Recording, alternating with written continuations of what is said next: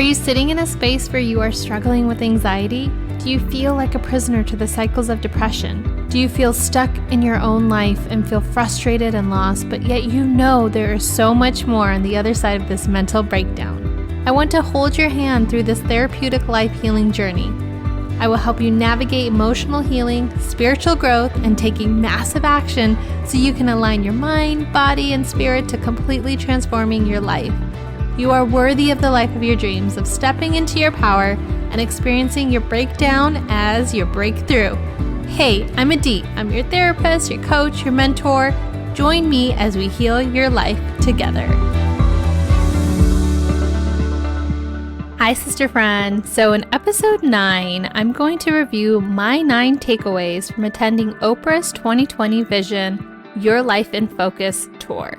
She was on tour this year, which feels like a lifetime ago at this point, but I saw her in January, actually January 11th in Minnesota, and she was on tour to talk about how to really bring intention into your life and bringing this year into focus for yourself.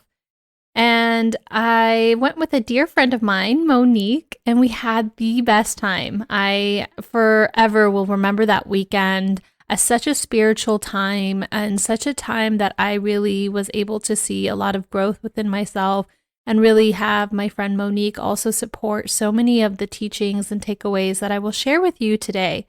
My hope is that in sharing this with you, there may be a takeaway or two for you to take and apply to your own life.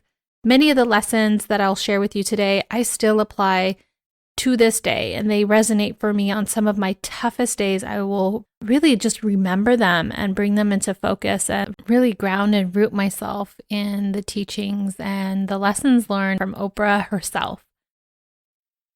Before we dive in, I'd like to give a shout out to a review from Jen Murray. With her soothing voice, Aditi shares practical advice that you can implement right away. No fluff, just real help. Thank you so much, Jen. I really appreciate the reviews. If you can, please be sure to hit the subscribe button and leave an honest review. This really helps spread our mission to make healing more accessible, common, and empowering for women all over the world. Now just sit back, relax, maybe grab your cup of tea or coffee, something cozy and warm, maybe a blanket. Wherever you are, let's just dive in together and get ready for the 9 takeaways from Oprah.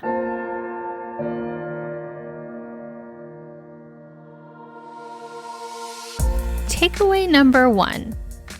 Oprah talked about separating yourself from the swirl and really rooting everything that you do in an intention. She talked about how she never even leaves her house. She doesn't leave her front door unless it's rooted in her intention. If it's not connected to her purpose, if it's not connected to a reason why, her reason why, then she says no. So she really separates herself from the swirl and roots and grounds in her intention. So life can feel chaotic, and remembering that the control really lies within you. You can't change things that have happened in the past. You can't control people's behaviors.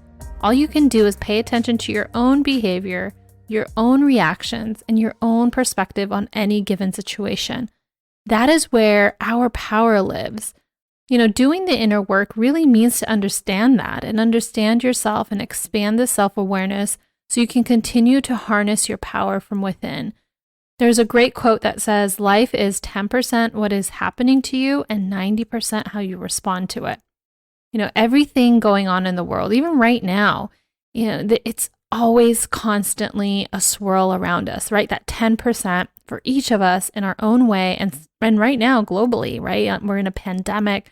We're all experiencing that 10%. And there's a lot that is out of our control in that place.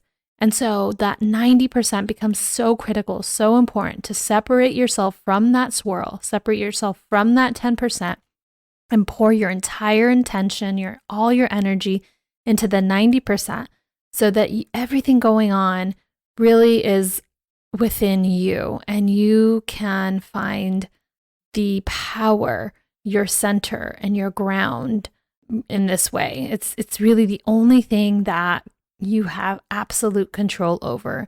And so really focusing on that. what better time than now to separate yourself from the swirl? This doesn't mean not to pay attention to the things going on, right? Understand that 10%, inform yourself, educate yourself, and then release yourself from staying in that swirl of the things that are out of your control and go into that 90% where you can really harness your power and really respond and react and behave and think and move from within. And that's where your control, that's where your center is. Takeaway number 2, you deserve rest. Especially right now, a lot of people are struggling just being at home and finding the productivity that comes from rest. So it's almost like we have to learn to rest. And when Oprah talked about it, right, she talked about, there's many things that you might want to give your energy to, which is great, right? And it requires a level of showing up. And she talked about how you learn to rest, not to quit. And so whatever that is for you, you really continue to allow yourself to put your energy into whatever that important thing is that you want to give to the world, or you want to give to others, or give to your own household, or give to yourself, and just learn to rest within that time. Your well-being is dependent on knowing when you need to tap out and not to feel guilty about it. And if you do, just know that, make note of it, say, okay, I'm feeling guilty for resting. Why might that be? Make a mental note of it, put a pin in it. And what I do, I really have to remind myself that resting is productive. And so not to wait for someone to tell you, and teaching yourself that and practicing the rest. It's hard for many of us, right? And like I said, myself included, I consciously make an effort to give myself permission to rest daily. And the way that I release feeling guilty about it is by repeating a mantra. Like for me, it's resting is productive. And so when I find myself resting and I begin to notice that I might feel guilty about it, I just tell myself resting is productive. This allows my brain to rest and feel like that time is intentional too.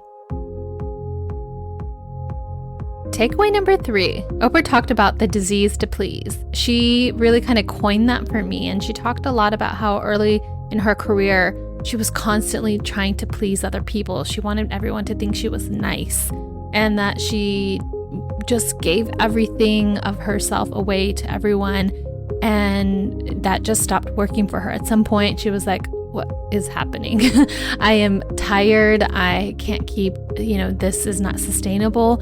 And there's times where I am not nice, right? And she had to really learn boundaries. And this is Oprah herself doing that. And that resonated for me. And I think many of, especially for women and in my culture specifically, right? There's a lot of ways in the Middle Eastern culture where kind of always taught early on that it's about the other person and you come at a sacrifice. So your happiness comes at the sacrifice of making somebody else happy first. And that doesn't mean you too sometimes. That means only them. And I no longer can live with that. It doesn't work for me anymore. And I think for many other women, it's beginning to really not work. There's times where, having this reciprocal energy where you give and take and you take care of each other, that's different. This isn't what I'm talking about. I'm talking about the disease to please, where you change yourself to become someone else for the other person at the expense and sacrifice of your own well-being, your own sanity. How many times have you said yes when you meant no? Oprah says that when you engage in that pattern of behavior, you are betraying yourself. It's not selfish to put yourself first. When you keep putting others before your own needs, you build up resentment over time. You blame them, and they don't even know it.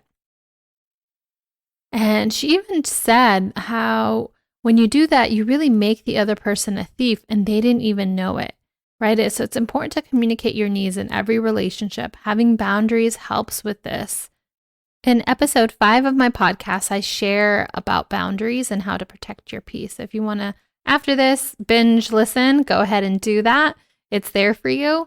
But really, you learn what you need. You be clear on your intentions, then operate from that place. You really want to pour from a cup that is overflowing And that way people get the best of you then.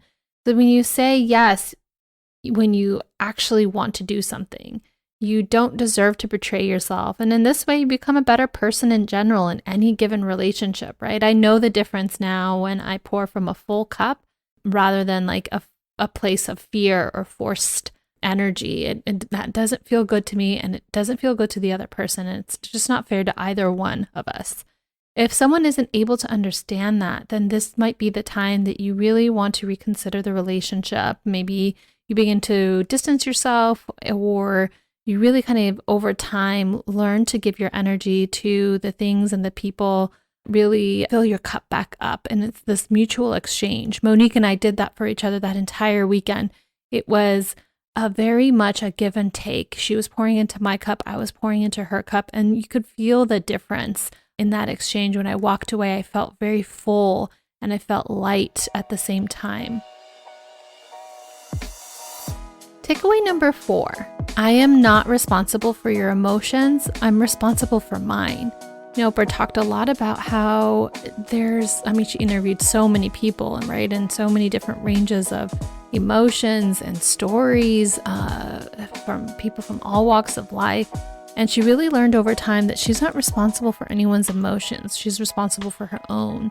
And so when we, especially like for myself, I identify as an empath, and as an empath, I really kind of absorb other people's energies, their mood, their even nonverbal communication. There's just like this sense of, I feel that other person's feelings, and I've really had to learn boundaries to really protect my peace and really understand what I need as an empath to move through this world.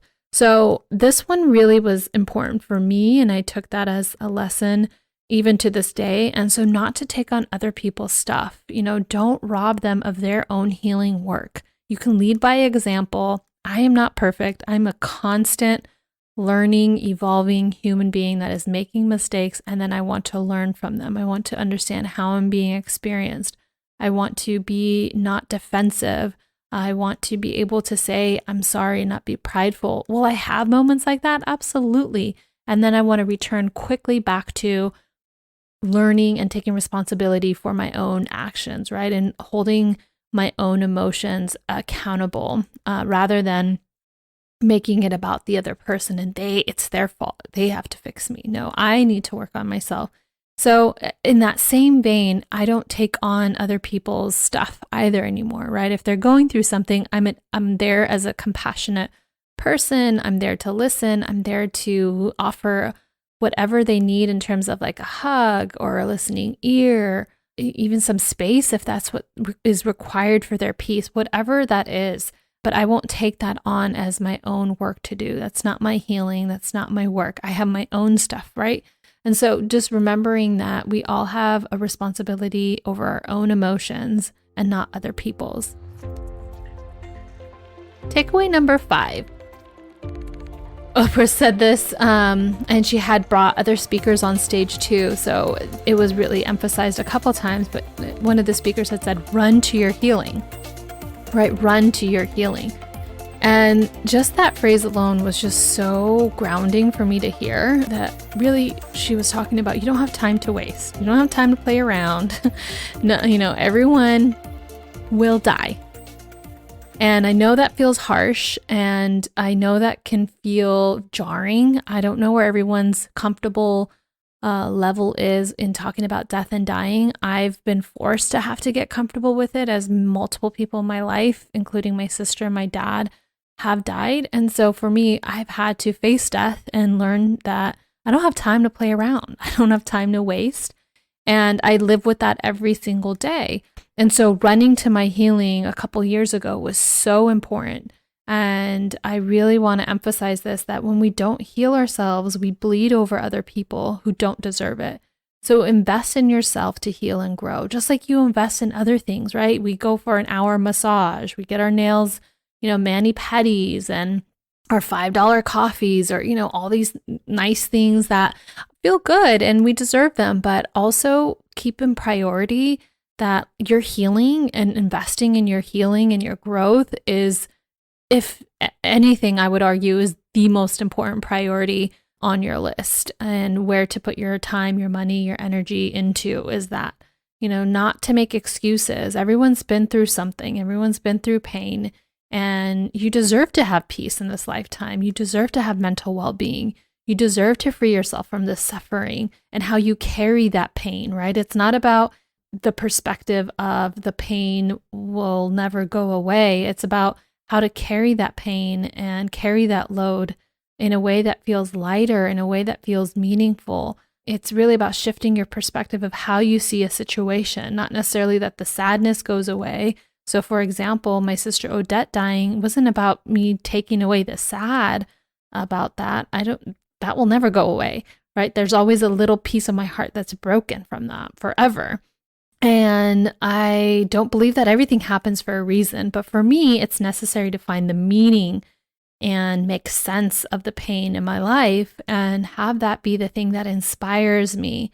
It's the thing that brings honor to my life, and it brings, a way for me to feel purposeful in this lifetime and have meaningful relationships. I'm not trying to fix or change it, but rather allow it to change me and inspire me from that process of healing. So that image of running to your healing was so powerful. So I hope that resonates for some folks right now. Takeaway number 6. Life is not here to punish you. God did not have a bad day when he made you. That was exactly what Oprah said, and I loved it so, so much. She really talked about we are worthy of being here. You're worthy of being here. Your life matters. You have purpose. This world hurt you, and what happened to you is not your fault. And you're still here for a reason, right? So seeking your truth, telling your story, taking the time you need to heal and to evolve and to grow. This world really needs people to come alive to their gifts and share it with one another and really kind of continue to support each other in this way that is so key to feeling alive again, right? So you're not here to be punished. Life is not here to punish you. God created you for a purpose, and he did not have a bad day when he made you. Takeaway number 7. Who are the people that are part of your love army? The people that will fight with you for your best life. She talked about really appreciating people in her life. I think it was Oprah and another speaker who talked on this, but really finding and building your tribe and appreciating the people in your tribe now that are fighting for your best life with you. That jealousy, that envy, that competition, that whatever that feeling is that in your gut that doesn't feel good, that doesn't belong in your life. And you can create boundaries or distance or even end relationships that no longer are serving your well-being. And so really building your army of love, building your tribe, and being part of other people's tribe and supporting them in whatever that means, the highs and the lows, right? Oftentimes we're really able to be there for someone during their downtime when they're sad, right? There's something about pain that quickly connects us to other people. But there's something that I have noticed when someone is happy and they're thriving and they're, building their dream and they're putting it into life. And people have a harder time supporting that. And it's interesting to me why that is. I think it's really equally important to really support one another in both visions and in both times of highs and lows. That army of love needs to be there through and through. And so that was a beautiful kind of image too of having an army of love. Takeaway number 8. Oprah says it's a lifetime of choices. You can have it all, just not all at once. And she would always kind of reference that how her own life was that way, right? So she had a vision of what she wanted to do, right? She wanted to teach people. She wanted to really kind of inspire and innovate and be with people. And she had an idea of what that looked like, but she didn't really know that it would turn into, for example, like having a network or building a school in Africa for girls or having her magazine. What she did was just make the next right decision. And then from that place, make the next right decision. So each time it was that kind of pattern that she would have something that she connected to. Again, her intuition, her intention, her why. She would make the next right choice, right? So whether that was to leave the network and to start something new, right? That was just the next right decision. And then when she got there, then she made the next right decision. And all of those series of next right decisions led to where she is now in her life. And so even where you are today, just really bringing that into focus for yourself. Like, where are you now? What's your vision of where you want to be in your life? And knowing that there's going to be things that derail you from that, but you can always come back to, okay, what's the next right move for me right now, today, or this week, or this month, and do that. Then when you get there and you accomplish that, then make the next right decision from that point. So it doesn't have to be all mapped out. You don't have to have this overwhelming plan A, B, C, D, E, F, G, and it being perfectly aligned. Otherwise, it's not going to go right between now and the next year. It's really about having this loose vision about maybe how you want to be, in this world and what you seek, and then create the next right move today for that. Then make the next right move once you get there, and just continue to do that. Takeaway number 9. This is kind of where we're going to end, because I think it was the most powerful of it all and kind of threads everything together. But she said, your why should make you cry, right? Getting really clear on your intentions, the why behind your goals, like even the why behind the why. Why do you have this goal? Why do you want to get up in the morning? Why do you want to go to school? Why do you want to graduate with this degree? Why do you want to have children? Why do you want to not have children? Why do you want to be a successful businesswoman? Why do you want to, whatever it is, your why is that? And why do you want to be of service to help people? The why behind your everything is the thing that should bring you to your knees. The why behind your healing, the why behind your growth, the why behind your dreams. It should bring you to your knees and make you cry, because that is what's going to get you up every single time you fall, every single time you feel, quote unquote, that you failed, or you get a no, or you got rejected. It's the thing that's going to get you back up and keep going. Look at my posts. I don't get all these likes. I don't get all these comments. I'm not doing it for that. I'm doing it because there's a reason within me that I know what my why is, that brings me to my knees every single time, and it will make me cry. And that's why I show up on this podcast. That's why I post what I post. That's why I want to connect with other women and do these healing retreats. There's a why behind that for me, that I don't care even if it's one person that I impacted. That why is so just part of my blood, my heartbeats, and that will get me up every time, no matter what. So that's the level of intensity that it comes with. And so really getting to know that why for yourself. It's personal, it's deep, and even Oprah got choked up when she shared hers, and I'm getting choked up when I start thinking of mine. Right? It's that level of intensity that you want to bring to your intention behind why you want to do something. Why do you want to go to the gym? Why do you want to eat healthier? Is it because you want to live longer? Is there something that happened in your own family that you just want to make sure that you pass on, this healing in your own generational lineage and your ancestry? You want to create a new path for them. Even when I think back, why did I go to college? Somewhere deep down, it was for myself, but really I'm like, my nephews, my future children, I want them to know that they can have this in their future. Somebody in their family did this, and now here they are. I'm so proud of both of them. One's about to graduate in May. My sister who passed away, her son is graduating from college in May. My other sister, her son is in college now, and they went straight from high school to college. And those are the things, it's like the why makes you cry. I can keep going on about it, but I think you get the point. Oprah talks about going within, finding your superpower that God only gifted to you. Take the time to seek clarity. Wait to hear it. Wait for the whisper inside to hear, what is your superpower? What is your gift? What is your why? Listen. Listen, and take the time to pause. Have the courage to ask for what you want from the universe.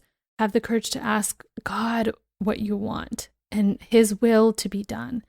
Get to know your why behind everything that you do.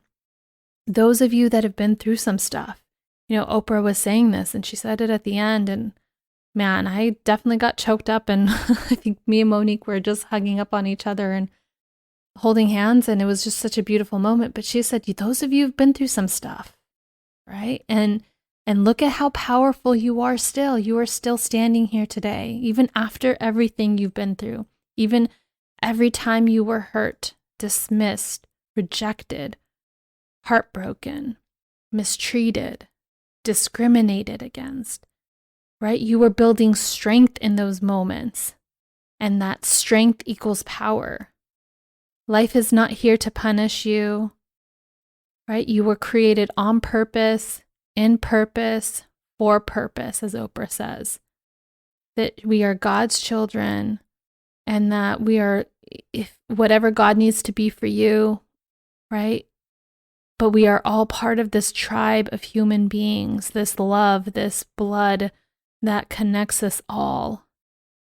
And how do we partner with one another and support one another's dreams and visions and best selves to come through? How do you partner with your own intention and make your vision, your dream tangible? You have everything within you to see it through to fruition, my friend. I hope you never forget that. And so in summary, I'll go over the 9 takeaways real quick without the description. And they are: number 1, separate yourself from the swirl. Everything is rooted in your intention. Number 2, you deserve rest. Number 3, stop the disease to please. Number 4, I am not responsible for your emotions. I'm responsible for mine. Number 5, run to your healing, sister friend, run. Number 6, life is not here to punish you. God did not have a bad day when He made you. Number 7, who are the people that are part of your love army? The people that will fight with you for your best life. Number 8, it's a lifetime of choices. You can have it all, just not all at once. And number 9, your why should make you cry. I hope you enjoyed that episode, my friend. Visit me at aditc.com. It's in the show notes. There you can find more information about podcasts, with my retreat, my one-on-one services, life coaching for women. I'll be doing a sliding scale fee, especially with this time right now. I know that a lot of people are struggling with financials. There's a way that I'd love to support you even in that time. If you'd like to connect and, ask for a sliding scale fee, I'm more than happy to honor that. Just send me a message and we can talk about that together. Follow me on Instagram at Adit Chichagi. The handle's below. And please subscribe and leave an honest review on this podcast. I hope you share it with a friend and discuss this episode together. Just talk about your takeaways and how you can support one another with implementing one or more of these takeaways in your own life. Wishing you a wonderful, blessed day, sister friend.